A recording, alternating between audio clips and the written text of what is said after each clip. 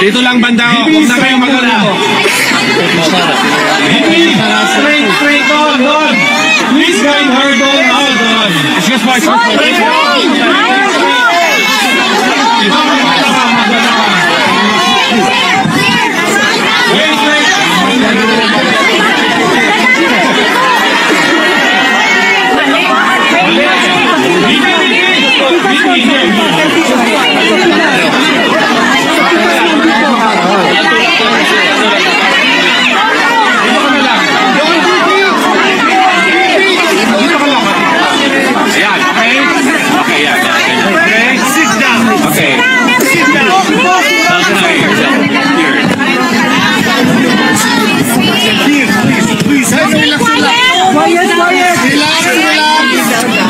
Kahit panuladak na dyan si VP, oh. Ayan na po, huwag ka, relax na po kayo. Standby po. What?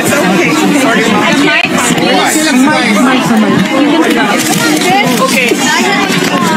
VP, how was the visit po? Sandali. Siguro, VP will start by saying kung ano yung, paano siya, ano yung nangyari sa visit niya kay Presidente. Go. Oh, okay, sige. So, I visited former President Duterte. He is in the hospital wing of the detention center. And he is in good spirits. He is well taken care of. Nag-comment lang siya na he really misses Filipino food. Yan lang. But very recently sa meal nila, meron ng rice. So that was a good development. And then we discussed about his legal team. And we discussed about the family. And we discussed about the country. Gano'n po katagal niyo? Okay, questions now. Gano'n po katagal yung visit niyo kay President Duterte? The visit lasted for an hour. So it was from 4 p.m. to 5 p.m. VP, what was his reaction or ano yung kinuwento niya tungkol dun sa nangyaring initial appearance kanina? Hindi namin na-discuss. Hindi namin na-discuss yung initial appearance niya kanina. Sorry. We did not discuss his initial appearance, and we only discussed the lawyers and the legal team and what we are going to do in the next 4 days. Yes. VP, were you surprised that the former president appeared via live stream? Were you expecting him to see him there at the chamber? I had no expectations. I did not know. I did not know he was appearing before a live stream.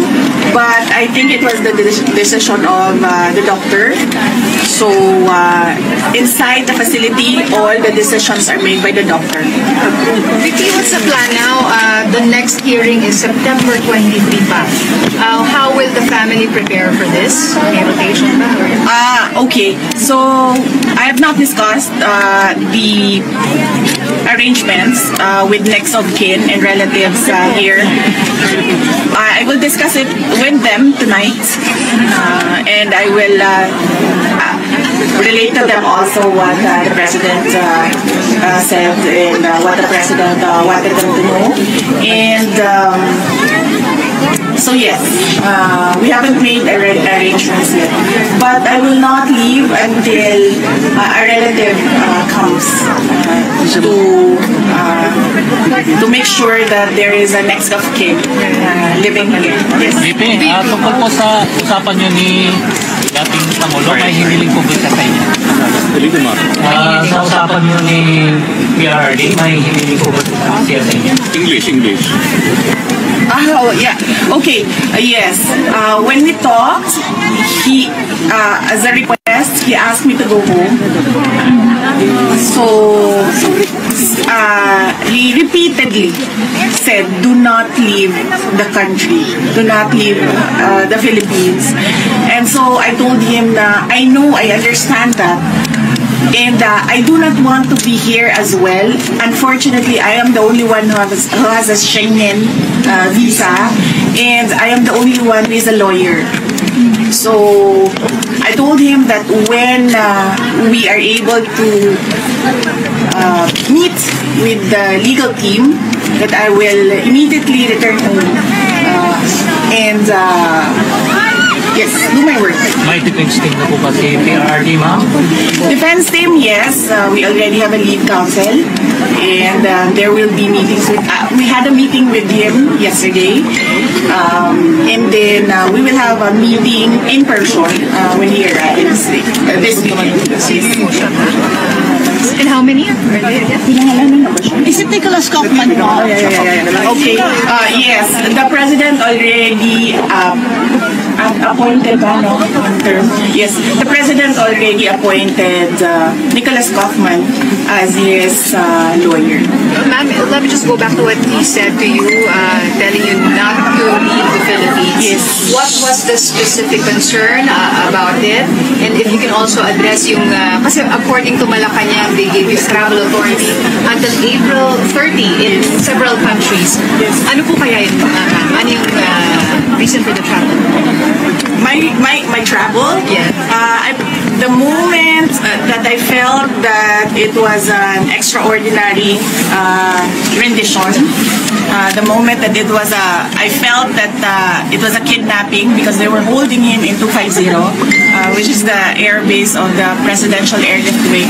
I felt that he will not be able to leave that place, but he will be taken to wherever. At the time, we did not know. So we were preparing for a list of countries where he may be taken. So, and at the time, I did not know how I will be able to enter that country. So we had to apply for travel authority for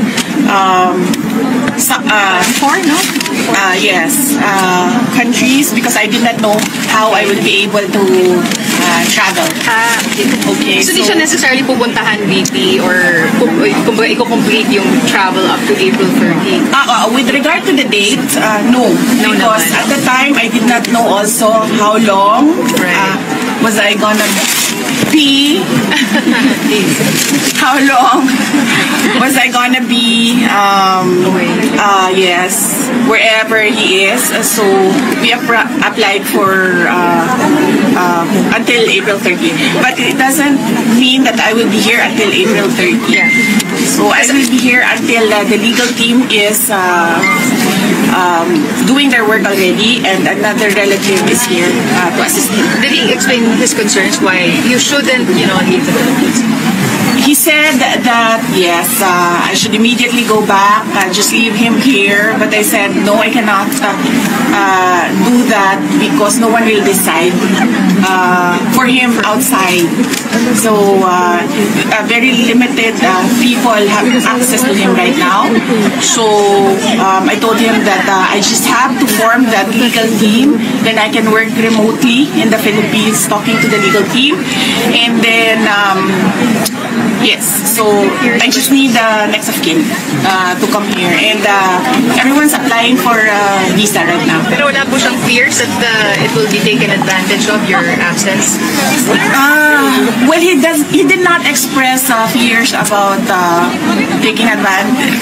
Some people or whoever taking advantage of my absence, but he repeatedly said that you must not leave the Philippines. You must go back to your country. You're not supposed to be here.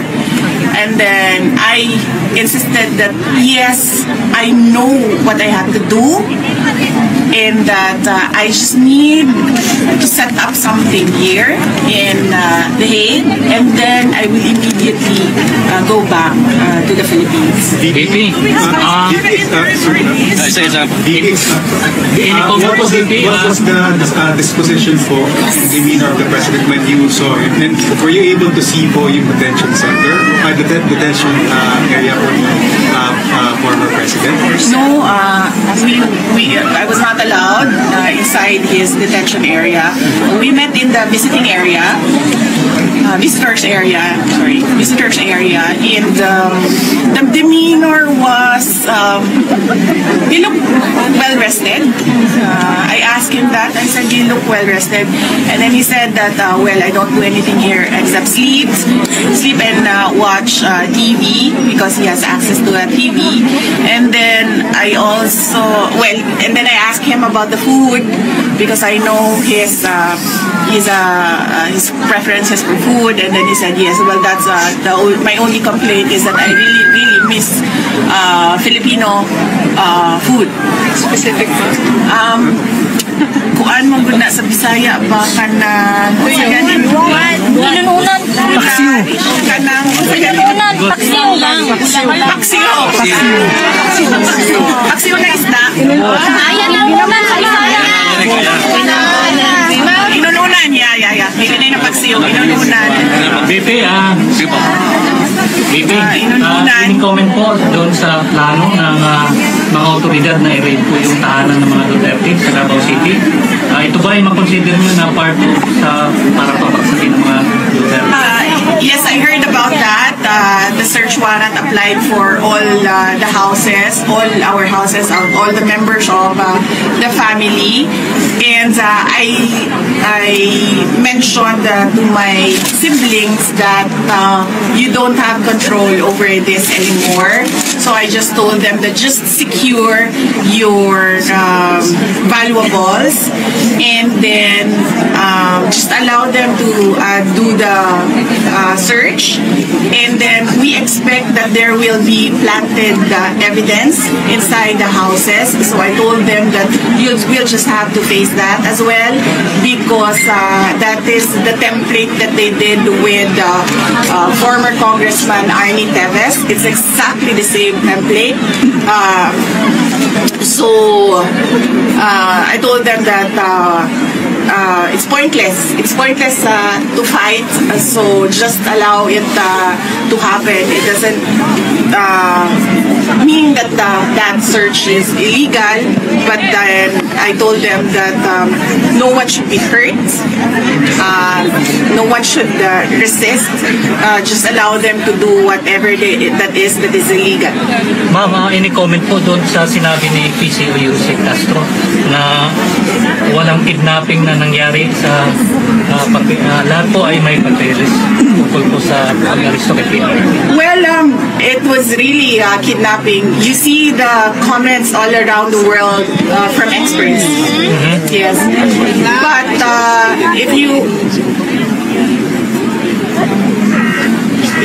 But if you talk to lawyers, they call it extraordinary rendition, but for a family member like me, that's kidnapping. That's forcibly taking my father to another country and illegally arresting him. So that's clearly kidnapping. Ma'am, mag-apply po ba si PRRD ng interim release? That is something that I cannot comment on because it's a legal strategy. So I would leave that to the lawyers if the lawyers would like to talk to the media. But I will not comment on legal strategy. also add that because I told him a lot of people are crying. They are depressed, hurt, stressed about what happened and what is happening right now and what is happening in the country. And then he said, sabihin mo sa kanila, relax lang, may hangganan ang lahat. So I'm remembering this from kasi I cannot take notes, I cannot take a ball pen and pen this. So, sabihin mo sa kanila, relax lang, may hangganan ng lahat. There will be a day of reckoning for all. Mahal na mahal po ang Duterte family ng mga OFW at mga Pilipino po sa bansang Pilipinas. Ngayon, grabe po yung emosyon ng mga Pilipino dahil mahal po nila si PRRD at kayo po. So, may mensahe po ba kayo para sa lahat ng mga Pilipino? Yes. Unang-una, nagpapasalamat ako sa lahat ng ating mga kababayan. Mag-English pa po, sir? Yes. Okay. Kasi...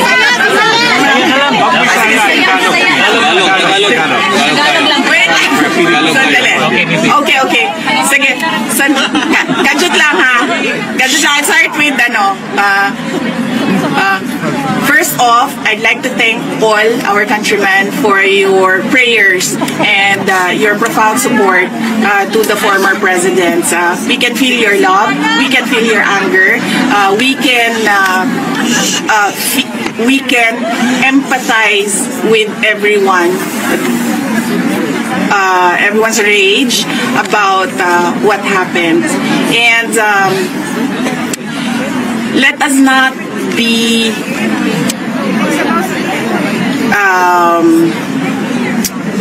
let us not forget the real issues in our country, and that is that is the poverty, that is corruption, that is the failure of the government to answer the demands from the people about accountability and transparency.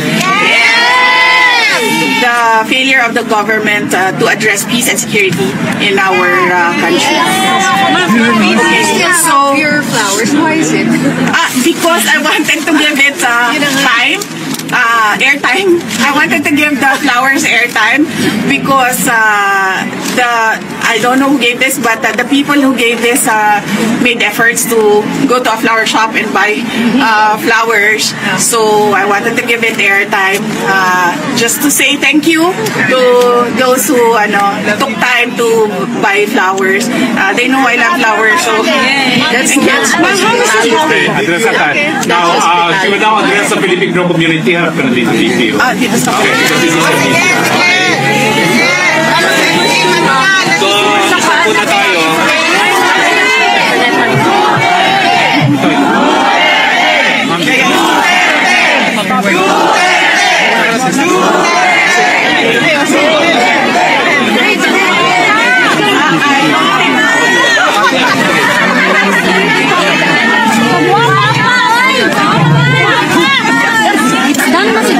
So, drop muna tayo. May ano tayo doon? It's done na ba? Hey, just give way. Wait, sino Give her way.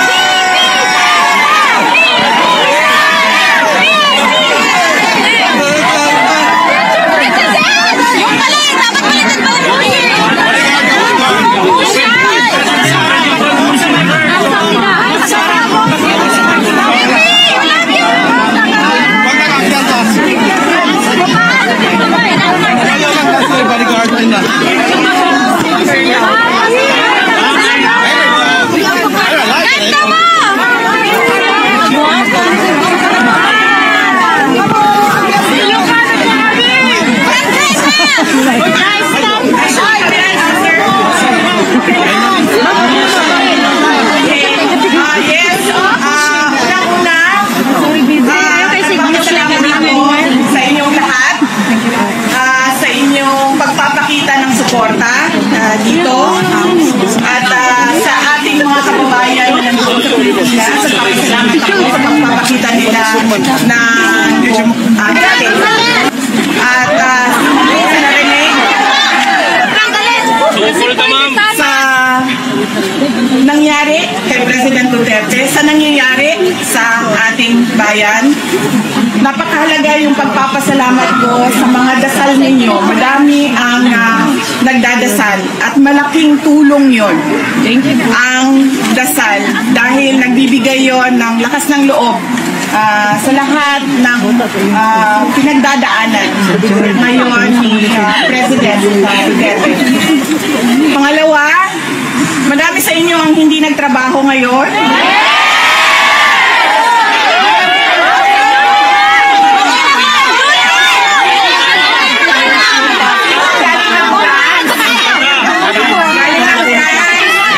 Galing ng Belgium.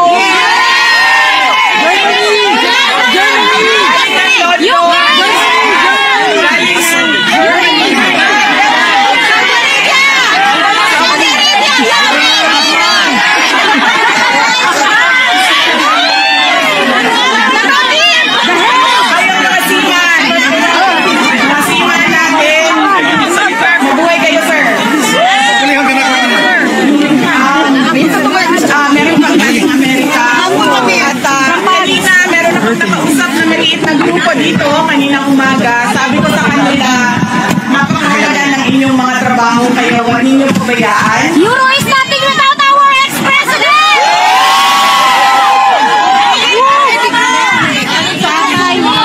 Yes, dahil alam ko, breadwinners kayo lahat. Hindi ko gusto magpagsapalaran sa ibang bansa na iwan ang pamilya ninyo doon sa ating bayan, pero napakahalaga yung trabaho ninyo at yung pag-alaga ninyo sa inyong mga mahal sa buhay na nasa Pilipinas. Alalahanin natin napakahalaga yung edukasyon nila. Kailangan natin paulit-ulit na sabihin sa kanila na yun ang papabago sa buhay nila, ang edukasyon nila. So maraming salamat dahil it is heartwarming na kahit mawalan kayo ng trabaho, mawalan kayo ng sweldo sa isang araw, bawasan ang inyong leave. At meron po sa inyo ay nakapag-absent kahit wala ng leave.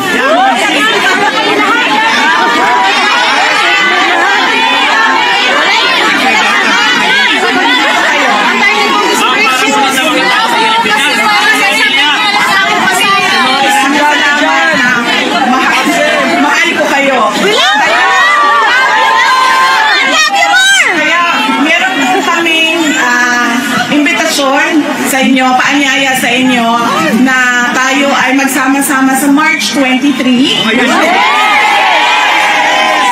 Sabi po ng mga taga-Netherlands ay Sunday po yan. At sabi ko kanina sa mga kasama nating kababayan dito, sabi ko, Friday, Saturday, maglaban na kayo. Dahil Sunday, magkita-kita tayo sa March 23.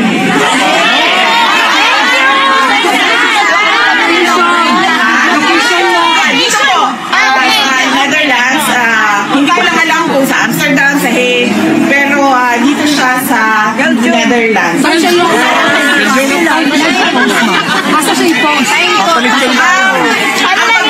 ko, meron kasi kayong mga group leaders, iba't ibang mga organisasyon. Meron pong ginagawang meeting. Kahapon may ginawang meeting.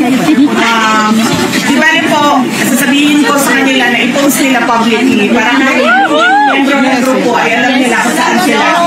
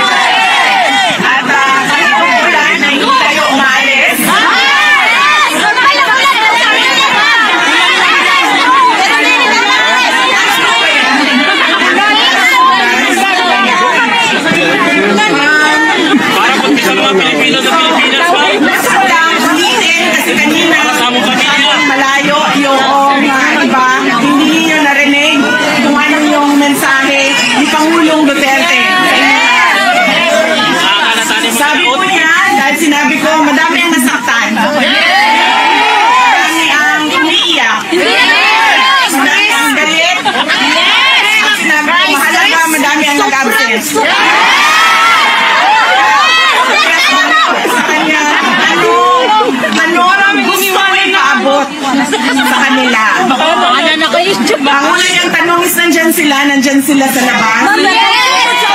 Oo, nandyan sila sa labas. Sabi niya, hindi ko man lang sila makausap at makamusta. Sabi ko, parating tayo dyan. Pero sabi ko, ibigay mo muna ngayon sa akin ang mensahe mo para sa kanila. So sinabi niya, una-una, relax lang. May hangganan ang lahat. There is a day of reckoning. So, yan ang kanyang mensahe. Matakad lang, may nagulat din sa gawas.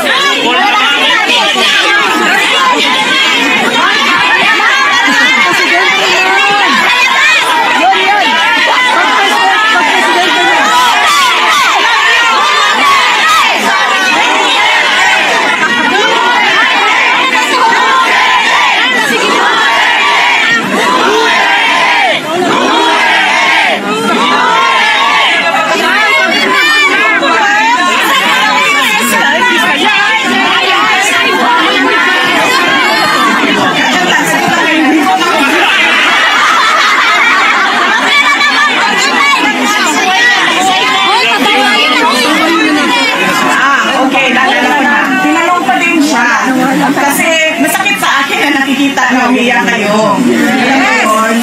Masakit sa akin yun. Kasi, alam nyo yun, parang, hindi naman kasi dapat ginagawa sa inyo yan. Alam mo yun? Hindi dapat siya ginagawa sa inyo yan. So, tinanong ko siya. Sabi ko, ano ba ang mensahe mo sa mga umiiyak? Kasi nasasaktan ako kapag nakikita ko na umiiyak sila. Tapos sabi niya, di umiyak pa din. So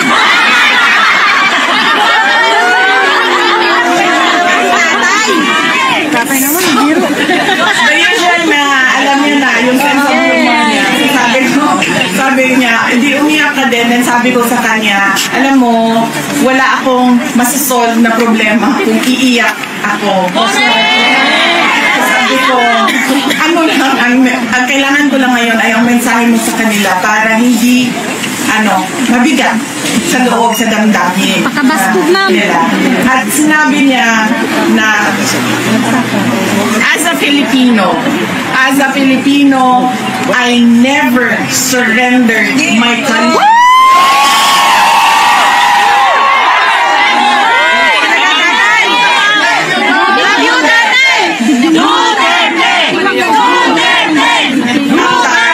Sinabi niya, wala kayong masabi na meron akong Pilipino na binigay sa mga kayo.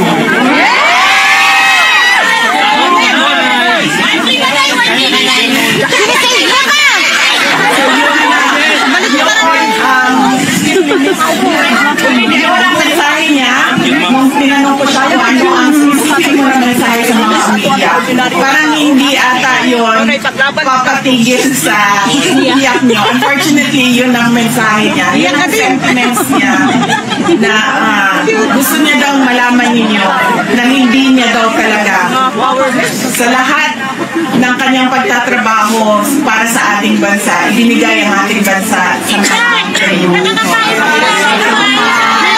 Yes, ma'am. Sabi ko nga kanina dito sa interview na sinabi naman niya, tell them I am okay. I just miss Filipino food. Hindi ito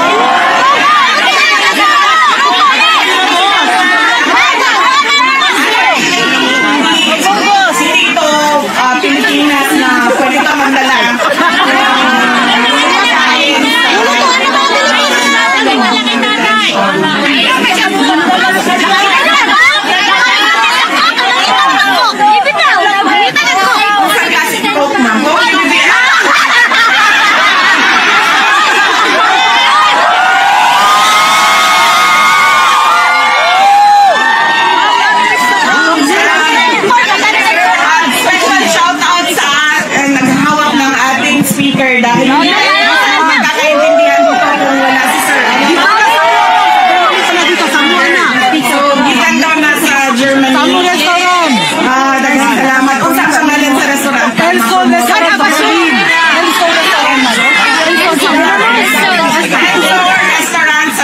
birthday. Let's go!